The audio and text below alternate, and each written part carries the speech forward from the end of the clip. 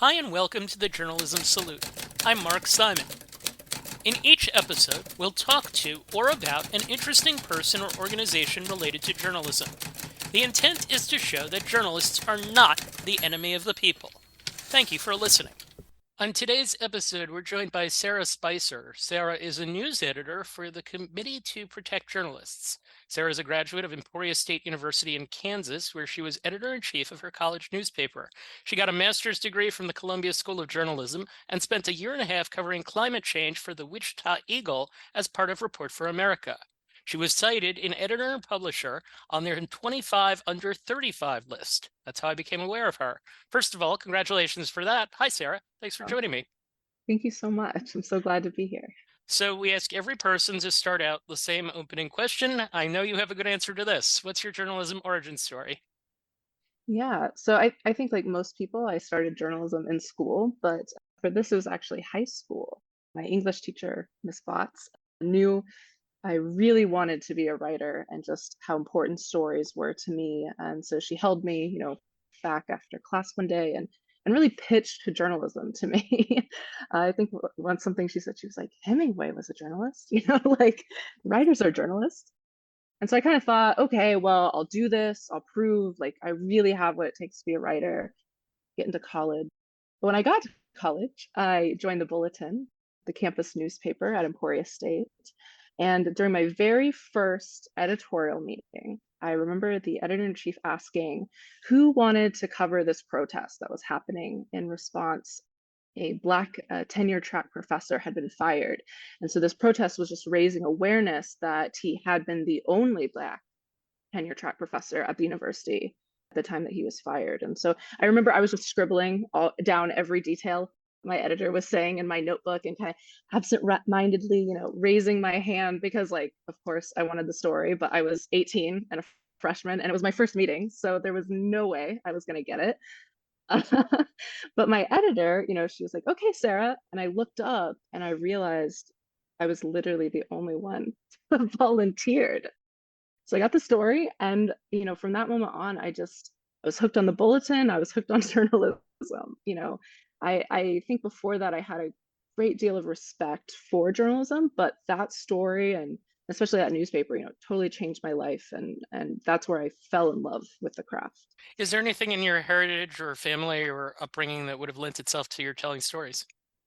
Yeah, so I grew up in a really rural location in Southeast Kansas, a tiny little town called Neodesha. And there are probably some households there who, revere journalists and journalism and the people that were raised watching, TV newscast as kind of a family activity in the living room. But that wasn't my family. Like we didn't have the New Yorker. We certainly didn't discuss like politics or current events. I think the most my parents even used the newspaper for was tracking down those garage sales every weekend and the Sunday funnies. So where does the storytelling come from for you?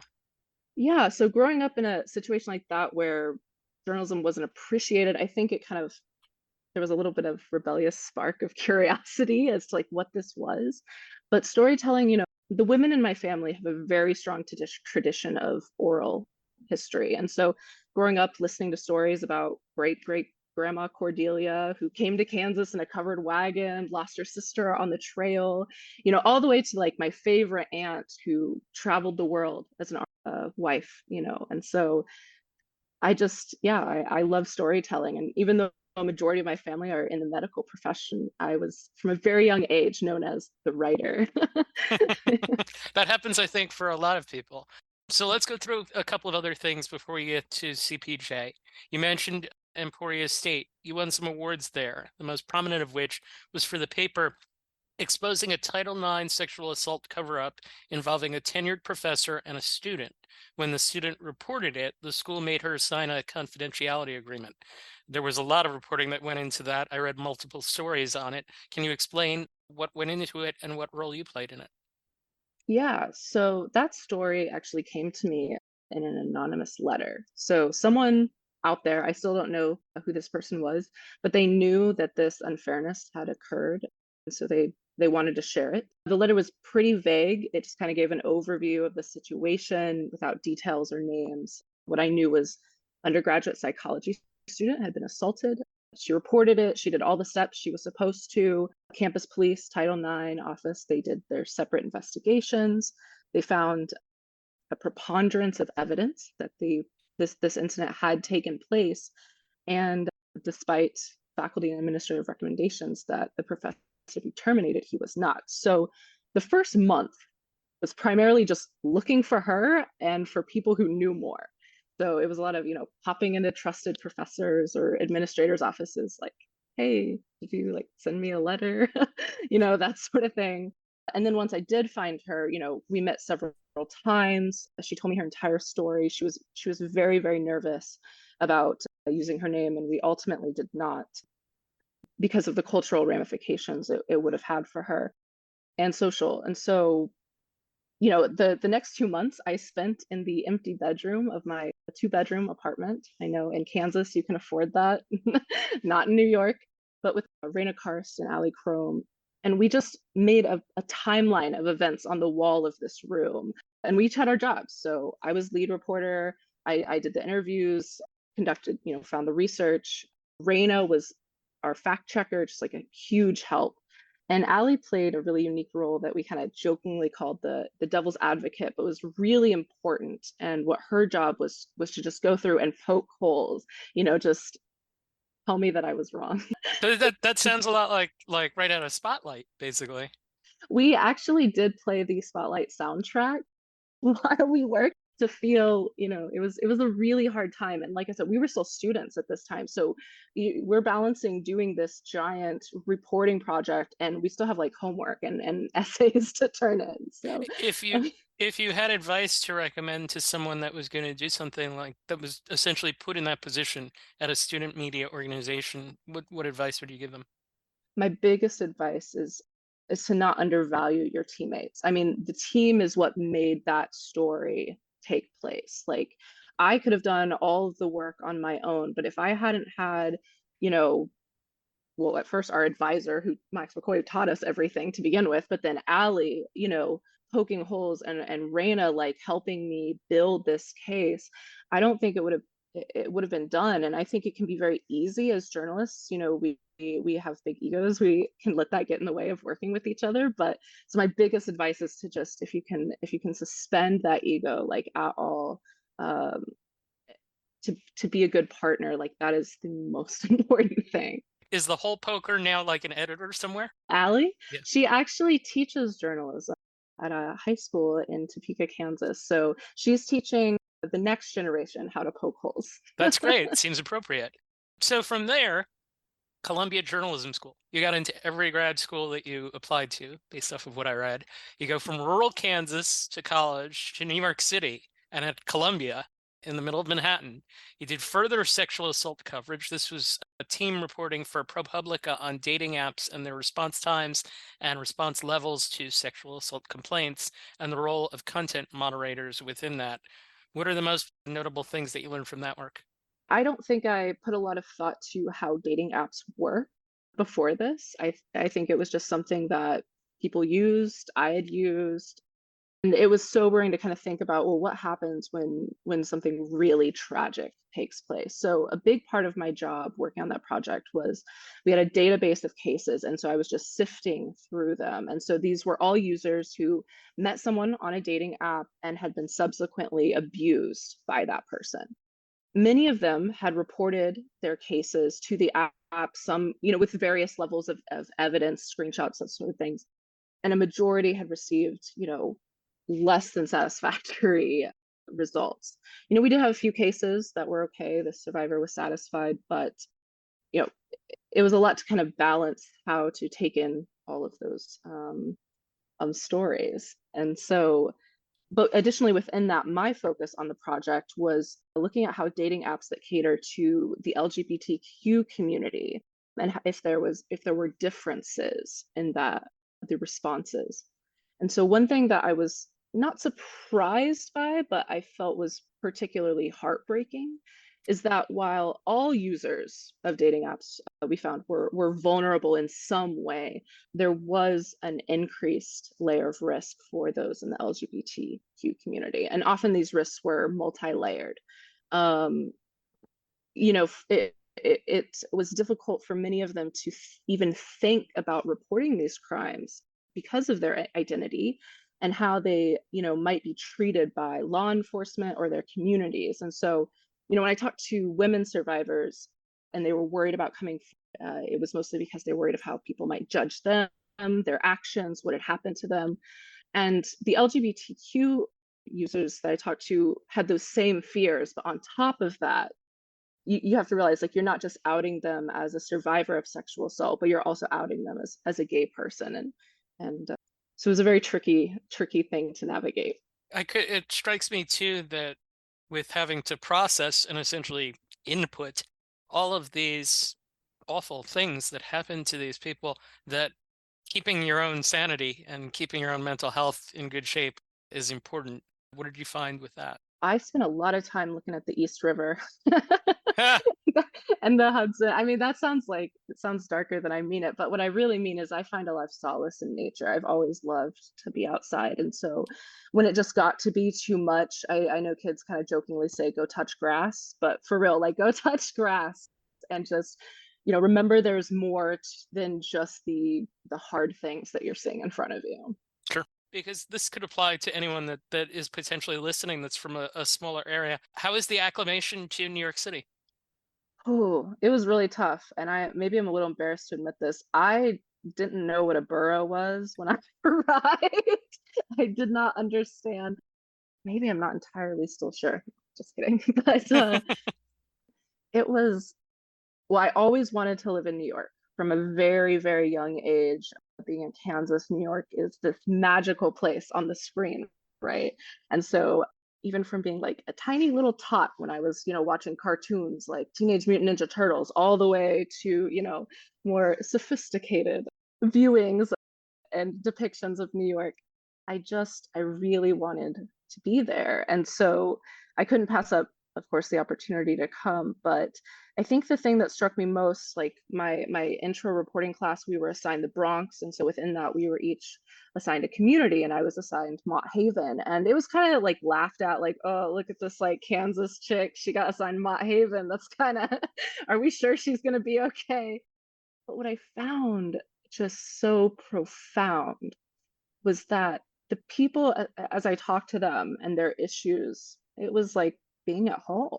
I mean, people are really kind of the same. And some of those feelings like the people in the Bronx have about being forgotten, like the overlooked borough of the city, and worried about like, are people investing in us? Are people thinking about us? I mean, that's hello, is that not Kansas? Like the overlooked flyover state in the middle of the country no one ever thinks about unless they watch The Wizard of Oz.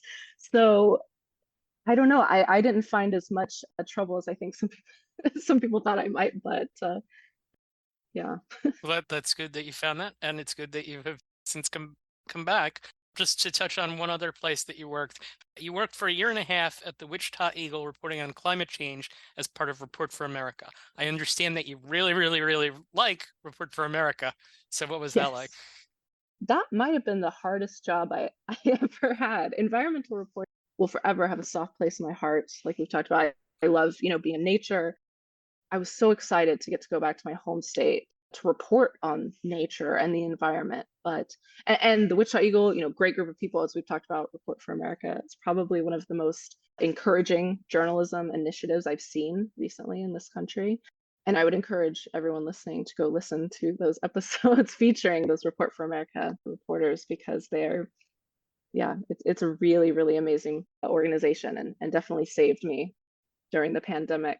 The reason I say it was difficult, so, unlike the coastal regions, people in the Midwest or the Plains region, as we are in Kansas, they don't talk about climate change in the same way. Even the word itself is deeply divisive and so political that the people who were actually experiencing the material effects of climate change refused to say the word. I mean, I spent hours driving down gravel and dirt roads and talked to farmers and ranchers all across the state. And they could tell me all day about the changes they'd seen and the realities of how climate change was affecting their land, their produce, their crop, their cows, like their home. But it was very difficult to get anyone, whether they are citizen, public official, or even, our environmental stewards to even say the words climate change. So I had to be, really creative in how I wrote the pieces. But there weren't a shortage of stories because there are a lot of people in Kansas who are doing really, really important things. They understand the severity of the issue, and this issue is not just serious for the state, for the nation. I mean, this is our food supply. And so without even realizing it, like we in this country are relying very heavily on these people in Kansas and similar places to be the movers and shakers. And so that's the stories I wanted to tell. Who are they? What are they doing to confront these issues? What you should know, and maybe, like how you can help. So So from there to the Committee to Protect Journalists, let's start by explaining what CPJ is. A surface level description would be an independent nonprofit that promotes press freedom and defends journalists' rights. It takes action when journalists are under threat, founded in 1981. What's a more in-depth description and explanation of what CPJ does? So at work, we often talk about CPJ as being a three-legged stool. So our first leg is our international programs. And so these are comprised of researchers based all around the world. CPJ works in more than 120 countries, many suffering under, oppressive regimes, conflict, other circumstances that harm, press freedom and put their journalists at risk. So these these researchers are experts in their geographic region and they do the reporting aspect of our organization. So, they meet with journalists who've been threatened, arrested, if they've been killed, meeting with the family. And they're really like the foundation of the organization. So the information they gather goes to the second leg, which is where I work. And so I work in editorial, we work with the researcher to create news alerts informing the public of what has happened and CPJ stance. And so CPJ will often call on authorities to take specific action to rectify the situation or at least bring some semblance of justice. Editorial also, we build and maintain databases of information about journalists who've been killed or imprisoned and create reports looking at trends or developments. And so our biggest goal is basically to repackage this incredibly hard fought for and vital information that our researchers gather into understandable narratives that can, reach the general public when proliferated through the news media. Our third leg is our emergencies team. And so they're the ones, they provide the life-saving support to staff around the world. And so, as well as safety and security information and rapid response assistance. So this is everything. This included, sending helmets and flak jackets to the journalists in Ukraine after the war broke out, all the way to providing immediate assistance to reporters in Afghanistan after the fall of Kabul and the Taliban return to power. So we are very important. Every leg is extremely important, and that's the where CPJ rests on. How did you end up there? Yeah, well, I was looking for a position where I didn't have to do as much original reporting myself. I have some, personal projects that I wanted to focus on, and reporting eats up like a ton of time. And so, but I've always been passionate about defending the First Amendment. Something my advisor, Max McCoy, used to say to us was that part of the job of a reporter is to be an ambassador for journalism and to explain to the public, what it is we do. And you do this very well.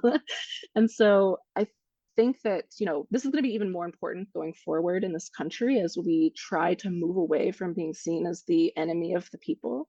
So CPJ was a dream job for me because I was able, take that half step back from reporting, but also, have the opportunity to work with really amazing, inspirational people and defend the press.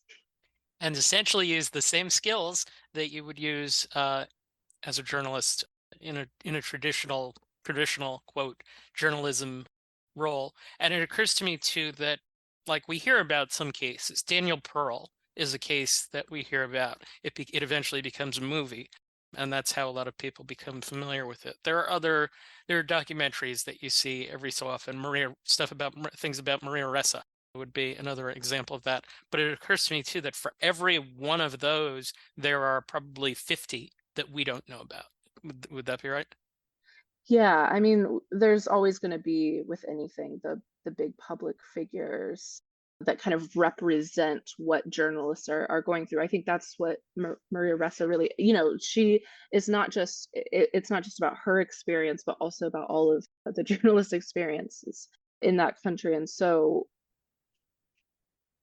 yeah, oh man, there's just so many journalists there really are, and there are a lot of people that they're doing really good work, and so we just want to be do what we can to make sure they can keep doing that good work. So I'm a stats person, and I saw some stats on your site. CPJ helped free 130 imprisoned journalists in 2022, aided in the conviction and the murders of 12 journalists, provided assistance to 520 journalists in 49 countries. Are there any other statistics that we should know about journalists being threatened, harmed, or killed? Yeah, so since 1992, I think this is sort of our biggest statistic is so since 1992, CPJ has documented the death of 1,471 journalists who died in direct connection to their work. So part of these 1,471 are those that died in crossfire or during a dangerous assignment. So this would be like journalists covering the war in Ukraine. But others were murdered in direct retaliation for the reporting. And we saw this recently in the Jeff German case in Las Vegas. He was an investigative journalist for the Las Vegas Review Journal who covered crime and political corruption and was stabbed to death outside his home in September 2022.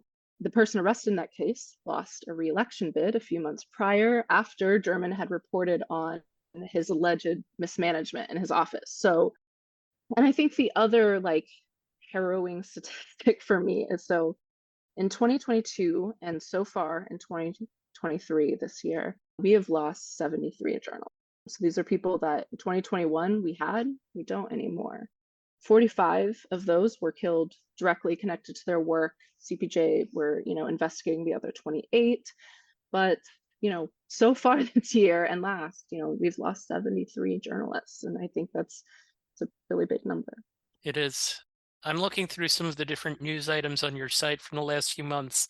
I see stories about Russia, Turkey, Tunisia, Kazakhstan, Somalia, Ethiopia, Peru, Afghanistan. Are there examples of parts of the world that CPJ eyes particularly closely? Yeah. So at CPJ, I know we try very hard to look at the whole world because we take our job as documenters of this very seriously. And in some cases, we may be the only ones actually writing and keeping a record of this. And so, but there will always be areas that need more resources, either because of their unique social or political, developments. CPJ has dubbed Ukraine the worst press freedom crisis in 40 years. I don't think there's another place in the world where it is as critical for the international community to be receiving timely, factual, and independent news than Ukraine. And those journalists are facing extraordinarily dangerous and scary situations every single day that they're out reporting. And even when they're not, I mean, since the war started in Ukraine, 13 journalists have been killed doing this critical reporting, several others injured, and at least four journalists were held by Russian forces before they were released. So Ukraine, of course, has been a focus. Recently, also, the US has become a blip on our radar. This is the first time in my, albeit short tenure at CPJ, that I have seen us focus on the US in this way. And that's because in the last 6 months, we've seen two journalists murdered. The first, Jeff German in Las Vegas, and then the more recent fatal shooting of the Spectrum News 13 broadcast reporter Dylan Lyons in Orange County, Florida. What did you do yesterday or today or within a recent day? Like, what exactly are you doing? The work at CPJ is pretty consistent, which was another draw for me over the traditional journalist role. But so I log on and basically we just work through the day's news. So all of the programs they send in what is happening in their regions, and then we decide each day, okay, well, what are the most pressing issues? Where can we have the most impact? And then I get to work one-on-one with the researchers, and it's a pretty traditional editing style to get the news out. And and that's what I do basically all day.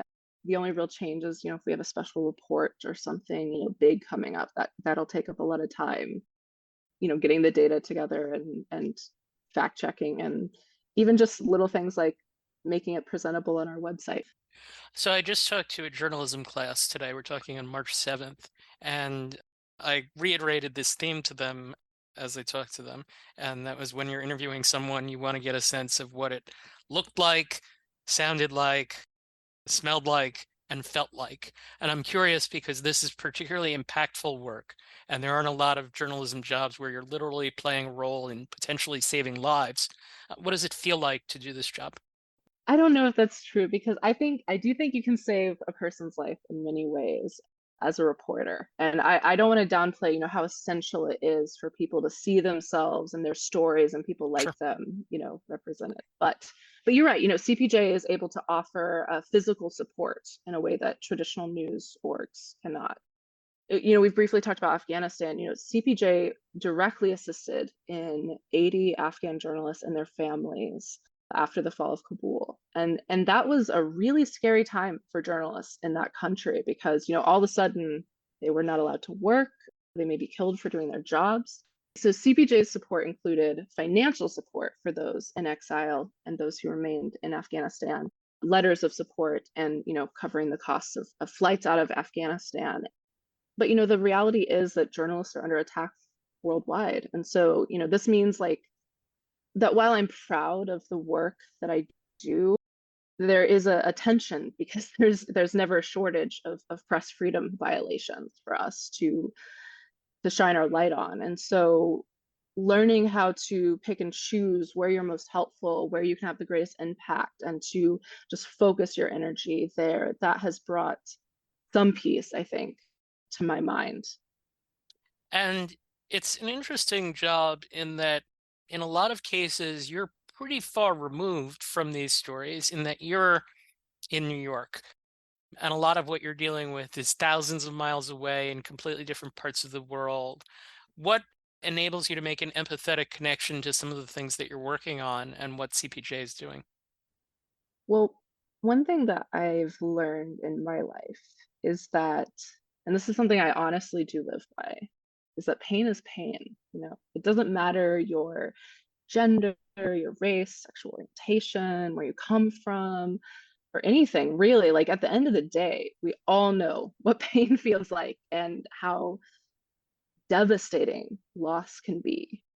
I had a law professor at Columbia who told us all once that his job as a media lawyer was not to tell reporters that they couldn't publish something, but to do everything he could to work with that reporter so that the story could be published. And so that's the energy that I try to bring to CPJ. It doesn't matter to me, like where you are or your background. I think that if you've made conscious decision to try to make this world a better place by telling other people's stories and holding those in power to account, that's something that should not just be celebrated, but respected and honored.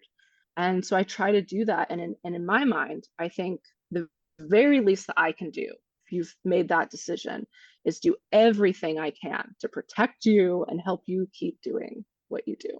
Essentially, as this is a phrase I like to use outside of this podcast, but what the professor said is essentially find your way to yes. Yeah. Yes, this will be published. Yes, I will help you. Yes, I will take care of this. That's great. That's a good way to live by. What's the best part of the job? Without a doubt, the best part of my job is like working with our researchers and our international programs. I mean, we just have the most amazing group of people. They are wicked smart, incredibly dedicated to press freedom.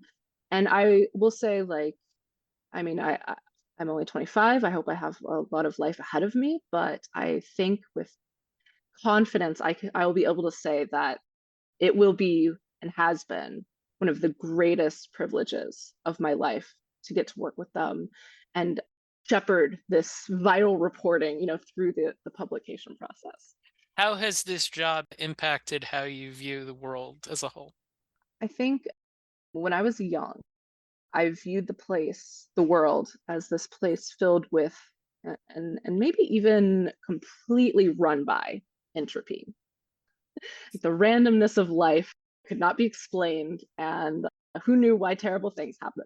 And of course, like some of that's still, but I think what CPJ has helped me see is the world as a series of kind of complex, albeit imperfect systems. And I think it's our job as journalists to identify the problem areas in these systems and name them and their harm. And so I don't know if it's given me a sense of control or maybe just an illusion of control, but I think it gives me hope that we can make the world a better place because it's not just random. This is set up by people, and if it's been set up by people, it can be improved by people. And the value certainly of action and speaking up, as I think you've learned Yes. in all of your journalism jobs. So, editor and publisher asked you if you had advice for young journalists, and you talked about finding a niche. That was about the most me answer that you could have possibly given. I am with you 100%, and I was wondering if you can elaborate on this and your experience with niches. Yeah. So when I was at Columbia, I had this professor ask me where I wanted to be, and I honestly really didn't know. So I just said the New York Times. Isn't that what everyone wants? And I remember she shot me back with like a, is it? And it that really stumped me for a while because I kind of thought, yeah, isn't that what everyone wants? But I think I finally realized this dream of to be at the New York Times wasn't so much my dream as I think it was like me responding to the pressure in our industry to become big or great or, really important. And so what I was referring to when I said, find your niche is that we all have things that we're passionate about. We all have our unique talents. And I would just hate to let anyone get pigeonholed into a specific idea because that's the quote unquote right way to do journalism. I don't think there's one right way to do journalism. There's only one wrong way to do it, and that's to lie. So, I think my message there is dream big. You're only confined by your imagination, and there is a lot of world out there. So, you know, do do what you love because life is also very short. How dangerous is it to be a journalist in 2023? I think it's certainly not easy. I mean, okay, I'm 25 years old and I have received death threats, rape threats. I've had stalkers. I've had to pay out of my own pocket to remove public information about myself from the internet.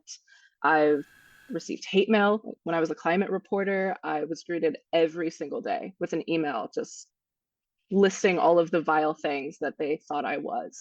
I've been sued 3 times. All three were dismissed, but it was still a scary situation, and I don't want to understand sell. I don't want to undersell how these lawsuits can be used as an intimidation tactic. So, and that's just a young person's career. I really haven't done a lot and journalists don't make a lot of money anyways, so there are significant mental and physical health concerns here, and so I think that's what makes it dangerous. It'll vary country to country, region to region, like what the threats to the individual journalists are, but I think the one thing that we can say with incredible certainty is that there are always threats because there are always people who want to deny the truth, and we're in the business of truth. So, would you recommend the career to someone else? I have asked myself a lot about what my responsibility is as I mentor a lot of young women, a lot of, students of color or students who come from disadvantaged backgrounds, sometimes even poverty. And I asked myself, what is my responsibility as I talk to them about journalism? I work at the Committee to Protect Journalists. So as they're considering this, how do I protect them? And I think, I mean, the best thing, I I do recommend the Courier, but I just recommend it with your eyes open. Be aware of the threats. These are things that are I think some people might dismiss or think aren't that serious, but they really, really are. And so I would recommend the Courier as long as I knew the person knew what they were getting into, or at least had a good enough idea. So, also one follow up off of your editor and publisher mini interview that they published. You said that you liked having a day job because it was a job that allowed you to pursue other projects, including writing books. What books are you working on? Yeah, I've got a few passion projects, but the main thing I'm working on right now is it's a memoir of sorts, kind of thinking about the culture that I grew up in. I grew up in a very fundamental religious structure. I navigated the foster care system in a rural state that is not known for funding their foster care system. And I just thinking about how those experiences influenced me, not just as a person, but as a young woman and like my relationship with my family. And so, as I think my hope is that I'm able to connect with readers who have family members or people that they love that are that don't agree with them politically or may not be able to see them for who they are, and work to bridge that gap, because that's what I hope to do in my own personal life. And I think that that would be something that resonates with a lot of people politically in this country, because even I think we all have a lot of questions for each other about why we believe what we do. And I hope this may answer that, or at least give some insight. That's cool. Is that the only book that you're working on? Because you said books in the editor and publisher, Yeah, so I'm just making sure. well, I've got a couple other books that I'm working on that are a little sillier. They're more like fantasy based off of a couple of Dungeon and Dragon campaigns that I've written. And the others are environmental books. I did a lot of reporting in Kansas that I just didn't get to, and a lot of stuff about public land versus private land. I don't know if you know this, Kansas has the least amount of publicly owned land in all of the country. And that plays a really big role in how the culture in Kansas deals with land and thinks about land. And yeah, anyway, there's so much there that I'd love to do environmentally that I would make really good books, or at least like long essay pieces, like maybe for a magazine. So This being Women's History Month, our last question is in two parts. We salute you for your good work, and we ask that you do likewise. Is there a woman in journalism history that you would like to salute for their good work? yes, actually, and I have so many. So Nellie Bly was the first story of a journalist that I was like, wow, I want to be her. And so I don't, for those of you who don't know who Nellie Bly was, she was a reporter here in New York, and she went undercover. This is what she's most famous for, is going undercover a insane asylum, posing as a patient to write about the conditions there and how they treated women, especially, and especially immigrant women who couldn't speak English, and the just terrible conditions. And she's a very trusting person, because a man had to check her out, so she had to trust that her editor would come get her, but he did, and she wrote these great stories. And yeah, so the other woman in history I would love to salute is probably maybe a little less well known. I'm not sure. Dorothy Thompson, who was a really prominent reporter here in the US. But before that, she was, in Germany, and she was actually expelled by the Nazis for her reporting, because she was very supportive of Jewish people and democracy and other things that they didn't want to hear about. Sure. Is there someone contemporary that you would like to cite as well? Yeah, so I have two again. Emily Adkin, she established the Heated newsletter, and Zoya Tirsa, who's a staff writer covering climate change at Grist, were like, I don't even know how to explain my Moses of climate change reporting. When I first started, I just like read every single thing those two ladies put pen to paper. And if you like really want to, read some smart reporting that contextualizes things in a very like nuanced way, and learn about things that you didn't, these women, they they have it for you. All right. Sarah Spicer, thank you for taking the time to join us. Best of luck in your journalism pursuits. Please keep in touch. Oh, thank you so much for having me. The Committee to Protect Journalists is an independent nonprofit organization that promotes press freedom worldwide. They defend the right of journalists to report the news safely and without fear of reprisal. Learn more about them at cpj.org. Thank you for listening to the Journalism Salute. Please let us know what you think of the show. You can find us on Twitter at JournalismPod, and you can email us at journalismsalute@gmail.com.